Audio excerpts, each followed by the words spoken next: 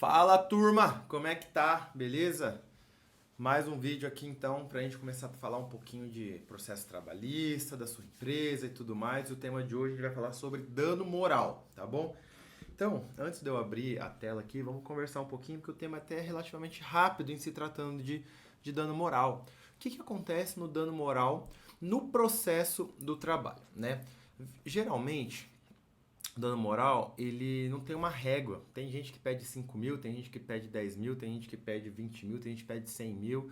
Mas ainda assim existem alguns parâmetros ali que a gente pode discutir para você saber, né? Você empresário ou você trabalhador que quer saber o que é o dano moral aqui nessa relação de trabalho, tá? Alguns advogados, eles utilizam essa margem, essa falta de régua do dano moral, às vezes para manipular o rito do processo, né? Putz, é um processo complicado, vai ter isso, aquilo, eu quero fazer um processo do rito ordinário, mas o valor da causa deu 35 mil reais, né? Ali, com as verbas rescisórias, com as verbas que ele quer lá. E aí ele vai lá e põe um dano moral de mais 30 para passar do rito, tá? Isso aí é o primeira coisa em relação aos danos morais que eu quero falar. Eu já fiz isso, né? Eu já fiz, queria subir de rito, né? Queria subir de rito. Tem suas vantagens, subir rito e tudo mais, né? E aí eu carquei mais 5 mil reais no dano moral lá só para subir de rito, assim como já diminuí valor de dano moral para descer de rito, tá bom? Eu lembro quando o teto do rito sumaríssimo era 40 salários. Na verdade, o teto é sempre 40 salários mínimos, né? Mas o valor da causa com 10 mil reais de dano moral, que não é nada absurdo, tava dando 46 mil reais. Na época tava 40 e poucos mil. O salário mínimo era 1.045 reais, uma coisa assim. E aí eu baixei 5 mil reais ou 6 mil reais de dano moral para entrar nesse rito, sabendo que aí eu dei uma pesquisadinha na jurisprudência lá e aí eu vi que a juíza não dava mais que 1.000, 2 mil reais de dano moral. Eu falei assim, então eu vou baixar esse pedido para descer pro sumarismo para ser mais rápido, tá bom?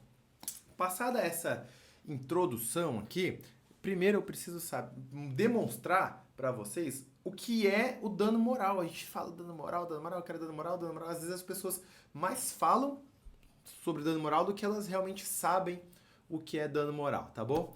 Então vamos aqui então partir então para as nossas anotações aqui, né?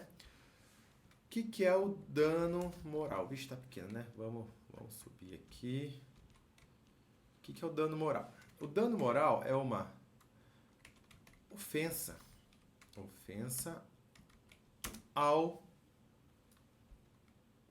aos direitos da personalidade. Direitos às ofensas da personalidade. Tá ótimo assim, tá bom? Mas como assim, Lu? Ofensa aos direitos. Por que é o direito da personalidade? Não vou gastar um tempo aqui explicando o Código Civil para você, tá bom? O que você, empresário, o que você, empregado que está vendo esse vídeo aqui, precisa saber é que se você foi ofendido na sua esfera íntima, na sua esfera pessoal, você pode pleitear danos morais de quem te ofendeu, tá bom? Quem te ofendeu não poderia ter te ofendido e por isso você é merecedor, ou pode ser que seja merecedor, de uma indenização na esfera moral, né? No termo técnico, é uma esfera extrapatrimonial, que não é tangível, né? Mas, e o dano moral em si, ele só é um braço dali. Mas o costume fez com que todo mundo chamasse o dano extrapatrimonial de dano moral. Mas existe dano existencial, dano estético, né? Dentro aí do dano extrapatrimonial. E algum outro que eu posso ter deixado ali. Tá bom? Mas enfim. O dano moral, então, é uma ofensa aos direitos da personalidade da pessoa, tá? E aí, como existe o dano moral dentro do direito do trabalho? Dano moral dentro do direito do trabalho. Então, são situações que ocorrem na relação de trabalho e isso é muito importante na hora de delimitar e na hora de você entender o que está acontecendo, tá bom? Tem que ser na relação de trabalho dentro do direito do trabalho. Para você pedir um dano moral, na verdade, pedir você pode pedir, né? O reclamante, teu ex-funcionário, pode pedir. Mas que o juiz vai dar, ele tem que ser dentro da relação de trabalho, tá bom? Ah, mas como assim? vamos lá, vamos dar um exemplo. Você tem seus funcionários e tudo mais lá e tal, aí acaba o expediente às 18 horas e às 20 vocês da firma vai lá e jogam futebol da firma. E lá você acaba ofendendo o teu funcionário, você fala, você é isso aqui, nada a ver com o trabalho. O cara é, vamos lá, o cara é auxiliar administrativo e você fala que o cara é manco e você xinga ele, fala que ele é corno, sei lá, blá, blá, blá. Isso aí pode até dar dano moral na esfera civil, mas isso não está dentro da relação de trabalho, apesar da relação entre eles inicialmente ser de chefe e empregado, mas não ocorreu dentro da relação de trabalho. Ou seja, precisa acontecer dentro da relação de trabalho. E aí, as hipóteses desse dano moral dentro da relação de trabalho, elas são um pouquinho limitadas ali, é por isso que não se vê grandes condenações em relação ao dano moral, tá bom? Mas vamos lá. Eu quero passar primeiro, então, porque a gente chama de dano moral presumido. O que é o dano moral presumido? E vocês vão entender porque eu estou falando do presumido antes de falar do dano moral normal. O presumido é o dano moral que basta acontecer um fato para que ele enseje a necessidade de indenização de danos morais. Por que basta acontecer? Porque dali para frente, tudo que eu falar, quem pedir esse dano moral, ele vai precisar provar. É o que eu vou chamar ali depois de dano moral provado, tá bom? O presumido, basta acontecer algum fato ali, não precisa provar que você ficou mal, não precisa provar que você foi ofendido, que aquilo de alguma maneira mais específica abalou a tua personalidade, mas não precisa provar nada, basta acontecer para... Como que é um exemplo disso? Dano moral, aqui no TRT9, eu sou do Paraná, né, tem... E já é um entendimento até pacificado do TRT, tá? Mas no TRT9 tem uma súmula, tá? Uma súmula que é a súmula 33 do TRT9, né? TRT9, que fala que ausência de pagamento de salário. A ausência de pagamento de salário gera o dano moral presumido, ou o atraso reiterado, ou pagamento incompleto, qualquer coisa nesse sentido assim, já gera o dano moral presumido, de salário e não de verbas rescisórias, tá bom? Vamos lá, você, no contrato de trabalho, fala que você tem que pagar para o seu empregado todo dia até o dia 10. Você tem que pagar R$2.000 até o dia 10. Aí você paga lá para o dia 13, R$1.300 e todo mês, né? Você atrasa e paga menos, atrasa e paga menos, aí depois você vai lá e completa, e, enfim, tal. Isso aí gera um dano moral presumido, tá bom? Um dano moral presumido. Qual que é uma outra hipótese de dano moral presumido? Acidente de trabalho. Típico, né? Aquele, se você trabalha numa empresa de alimentos ali, você precisa ficar fazendo mistura tal, e joga ração dentro da máquina e tal, e do nada, tua mão vai embora. Acidente de trabalho. Típico, ou seja, estava ali no risco, tá? E aí também gera dano moral presumido, né? E aqui é até mais fácil de dar um valorzinho maior, porque aqui esse dano moral, esse acidente de trabalho, provavelmente ele já vai estar, não precisa provar que você ficou mal porque perdeu uma mão. É óbvio, isso não só na justiça do trabalho, mas em qualquer área do direito, né, que verse sobre danos morais, se você perder qualquer membro, vai gerar algum dano moral para você. Ou seja, você perdeu uma parte relevante da sua vida, você foi afetado, você pode ficar cabisbaixo, você pode ficar depressivo pela perda de um membro, você pode... perder a mão, era jogador de beach tennis, não consigo mais jogar um beach tennis, não consigo mais jogar um vôlei, um handebol, entendeu? Isso, dano moral em relação em acidente de trabalho vai ser lá nas alturas, tá bom? Então, acidente de trabalho gera uma indenização em dano moral, tá bom? De qualquer maneira, da mesma forma, a doença ocupacional. Porque a doença ocupacional, ela é equiparada a acidente de trabalho. O que é uma doença ocupacional? De tanto fazer isso aqui, eu desenvolvi uma LER que aí eu fiquei assim para sempre, né? Meu pulso ficou ruim.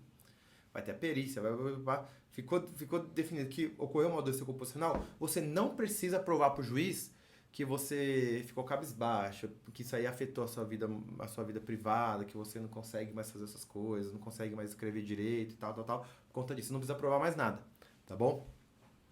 Então, são mais ou menos essas duas hipóteses, sim, devem existir outros, mas na grande maioria do dano moral presumido que você for receber, vai ser ou ausência de pagamento de salário aí, você vai conseguir, você empresário, vai definir se você vai se defender desse dano moral ou não com prova, né? Ou seja, você vai ter que provar ali que se você pagou ou não. Se você pagou direitinho, então não precisa nem esquentar a cabeça com isso aí. Tá bom? Então vamos lá, partir então para o dano moral. Dano moral. Eu vou botar aqui provado para você entender, tá bom? Esse é um termo que eu acabei de inventar aqui.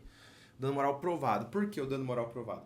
Como que, eu já expliquei para vocês, o dano moral é uma afronta ao direito da personalidade da pessoa, como que outra pessoa, se não a própria pessoa, ou a empresa, vai conseguir provar algo que aconteceu na cabeça, algo que aconteceu no interior da pessoa, na sua parte subjetiva. Ou seja, o dano moral processual deve ser demonstrado por quem alega. Inclusive, isso aqui é uma regra do direito geral. E no direito do trabalho não é diferente, tá bom? Se o reclamante fala assim, eu estou pedindo 10 mil de dano moral porque o meu chefe ficava me humilhando. Não é o chefe que vai ter que provar que não humilhava, é você que vai ter que provar que ele te humilhava, tá bom?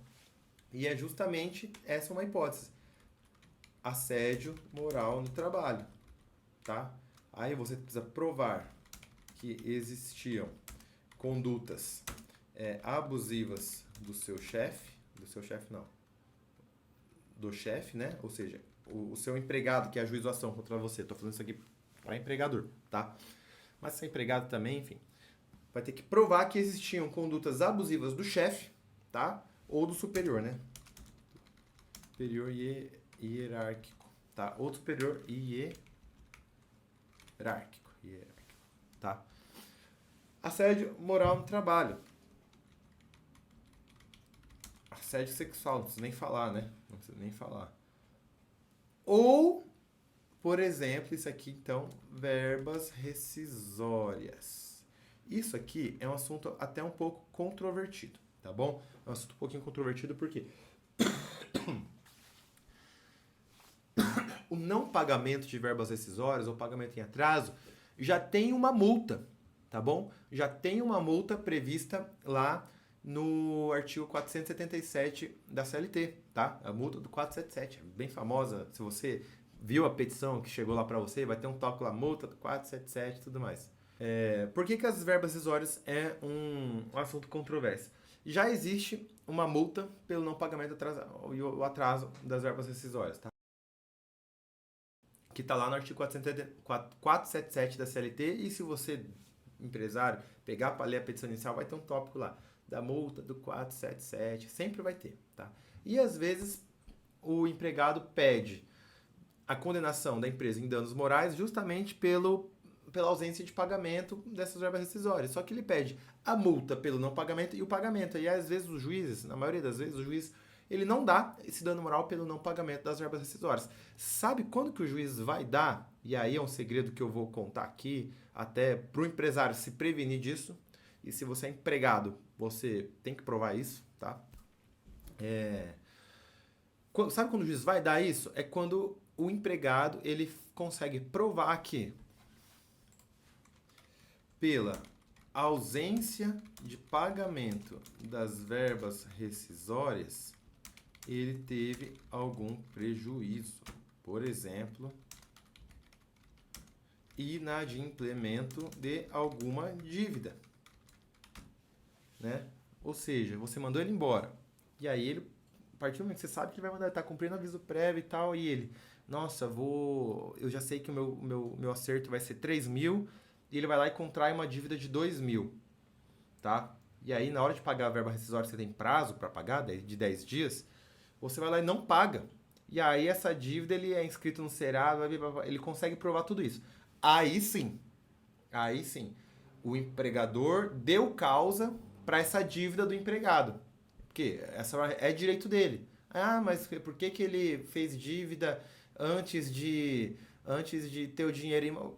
O problema não é da empresa, é problema dele se ele fez isso, tá? E ele fez isso com base no dinheiro que ele tem direito, tá? Então, nesse caso, fiquei devendo na praça, tinha que pagar, se ele conseguir provar isso, né? Ou então provar que não conseguiu pagar a conta de energia em casa, ou então que dali 2, 3 meses que ele já estava sem salário e ele usar essa verba rescisória para pagar as contas da casa e fazer mercado ele não conseguiu fazer porque não houve o pagamento, aí sim, ó, vai ser condenado em dano moral pelo não pagamento de verbas rescisórias, tá bom? Gente, em relação ao dano moral, é isso. Não tem muito segredo, tá bom? No direito do trabalho não vai ter muito segredo em relação a isso, tá? É importante, então, que, primeiro, em relação ao assédio moral, tá? E é até grave isso que eu vou te falar, tá? Em relação ao assédio moral, tá? Você precisa conhecer quem você coloca de líder na tua empresa. Se você é o cacique, tá? Se você é gerente, tal. Por quê? A liderança precisa ter uma capacidade técnica e uma capacidade interpessoal. E é nessa capacidade interpessoal aqui, putz, botei o cara lá de gerente porque ele era um puta do funcionário, o caminhão, tal. Só que aí o cara fica ganancioso, começa a tratar mal os outros e tudo mais, tal. E às vezes, por conta desse gerente que você põe na tua empresa, né, para ser superior de outras pessoas, ele começa a tratar mal, aí essa pessoa sai, ele vem na Justiça do Trabalho, pede danos morais, assédio moral e consegue provar com um monte de depoimento, gravação de câmera, gravação de WhatsApp, grupo de WhatsApp, que esse gerente que você colocou é um babacão. É um babacão e aí o juiz não tá nem aí. Ah, mas não fui eu sou o dono, eu não tratei ele mal, mas você botou um superior hierárquico ali que tratou mal. Então, é responsabilidade da empresa esses gerentes, esses superiores, supervisores e tudo mais, tá bom? Fique atento em relação a isso, tá bom? Então, reiterando aqui, a maior causa de condenação e danos morais, né? As maiores são essas ali, né? Acidente de trabalho, ausência de pagamento de salário, tá? Verbas rescisórias quando é provado pelo reclamante, pelo empregado ou ex-empregado que essas verbas rescisórias trouxeram, o não pagamento, trouxeram algum efetivo prejuízo para ele, tá bom? Ou então quando tem algum assédio moral e assédio sexual dentro ali do seu trabalho, dentro da sua empresa ali, que aí de fato não tem como fugir. Se ficar demonstrado que isso ocorreu, que você tinha ali um superior babacão, ou então se teve algum outro funcionário que estava fazendo assédio sexual, você tinha conhecimento disso e não fez nada, vai levar a condenação também, tá? Enfim. São essas hipóteses de dano moral, tá bom? Qual que é o próximo tema que você quer que eu traga aqui pra gente falar, que são debatidos em justiça do trabalho, que trazem maiores prejuízos para sua empresa, né? Se você quer que eu fale sobre as verbas rescisórias, sobre hora extra, sobre insalubridade, periculosidade, bom, deixa aqui nos comentários, tá bom? Não deixa de se inscrever aqui no canal, eu tô começando aqui e tudo mais. Vamos fazer bombar para chegar essa informação, que é ouro, tá? Não tem gente que fala isso diretamente pro empresário. Tá? Tem um monte de advogado falando para os próprios advogados, falando em linguajar de advogado, que às vezes ninguém entende nada. Eu estou falando da forma que você entende. Então, se inscreve, curte aí, faz tudo que precisa fazer, comenta, para que a gente consiga alcançar aí. Beleza? Grande abraço e é isso. Tchau, tchau.